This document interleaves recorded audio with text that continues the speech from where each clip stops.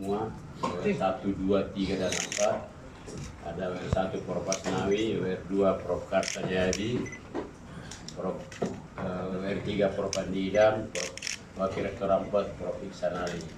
Hadir semua juga para dekan dan direktur pasca sarjana, Ketua Senat Universitas Makassar, hadir semua, Ketua Lembaga, Kepala Biro, semua hadir untuk bersama kita. Dan yang saya hormati, saudara-saudara, teman-teman, dulu kita dilarang, dari dulu benda larangan, barang larangan, tapi selalu ada.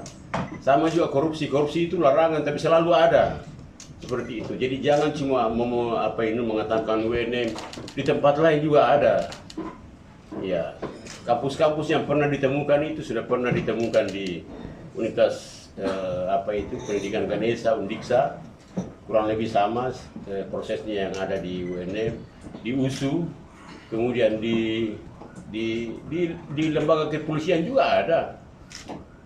Jadi mereka itu mencari tempat yang relatif aman. Aman itu misalnya lembaga kemasyarakatan, aman di situ kalau dia bisa dapat celah.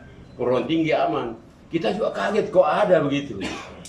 Bisa-bisanya begitu rapinya. Tapi apapun itu, hari ini saya mau mengatakan bahwa kita mau mengakui, kita harus mengakui bahwa ini fakta. Berarti sistem keamanan di UNM ini adalah masih lemah. Kita harus berbenah tentunya. Kita harus melakukan sebuah proses untuk menghadirkan sistem keamanan yang lebih baik lagi atas kejadian ini, fakta ini. Kita harus akui.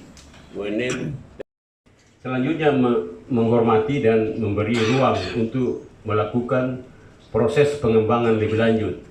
Dan kami siap bekerja sama untuk hal itu guna mengungkap tuntas siapa saja yang terlibat dalam jaringan tersebut, termasuk mengungkapkan jika ada mahasiswa atau dosen atau pegawai yang terdampak, ya tentu kita akan melihat kalau dia menjadi jaringan. Ya, jadi bisa ke depan kita kembangkan dengan fakultas-fakultas lain.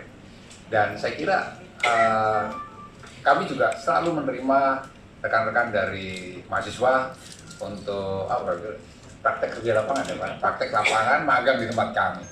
Dan di situ juga mereka juga yang terutama dari fakultas psikologi dan sosial itu juga cukup bagus. Namun demikian seperti kami sampaikan bahwa sebenarnya